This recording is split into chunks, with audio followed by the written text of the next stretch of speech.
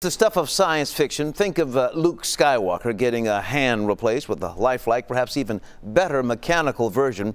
At UT Southwestern, they hope it's not science fiction much longer. Here's Kevin Reese with tonight's WFAA Original. The sky's the limit. It just takes a positive outlook, a positive approach. You can always get a good sermon, a good life lesson at Neville's Chapel in Mount Pleasant, Texas. And if you have a positive outlook and a positive approach, you can do anything. But even with all his good news, Associate Pastor Sean Finley can also share what it's like when things go horribly wrong. You probably don't like to talk about it anymore, do you? It sounds like it was a bad day. That was about 10 minutes before quitting time. Quitting time 13 years ago when he worked in a machine shop and slipped. A manual punch press powerful enough to bend and break metal came crashing down on his left hand. Foot hit the pedal and hand was in no man's land. 13 painful and unsuccessful surgeries later, he decided to let his now useless left hand go. And it's amputated about right here. Any regret at all at the choice you made? Absolutely not. Absolutely not.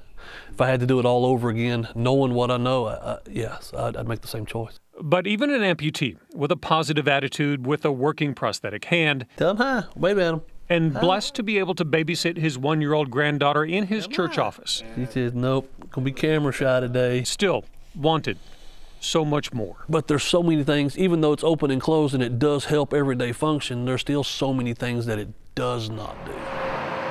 So for 3 months over and over again, he made the I-32-hour drive to Dallas, to UT Southwestern Medical Center, to meet hand surgeon Dr. Jonathan Chang. You know, the latest in a line of patients who have given us this enormous gift of participating. Which is where we get to the rest of the good news in this story. By studying volunteer patients like Pastor Finley, Dr. Chang and his team have managed to attach sensors to prosthetic hands and wire them directly to the nerve endings in a patient's arm. They're getting closer to having amputees feel and move the hands and fingers they lost all over again. It felt like I was getting sensation from the thumb all the way to the pinky and even across the hand at points. So you actually had some sense of feel? Oh, yes, yes. It was eye-opening. It was pretty awesome. I can't imagine what that was like after several years of nothing. It's pretty exciting. It's pretty exciting. It has a huge amount of promise to be able to allow patients like Sean to control the robotic digits on their hand independently, like what you would need to type on a keyboard or play on a piano. And we anticipate that that's something that we can accomplish within the next 2 to 3 years. Right now in the United States, there are an estimated 18,000 people like Sean Finley, hand or arm amputees, and many of them veterans.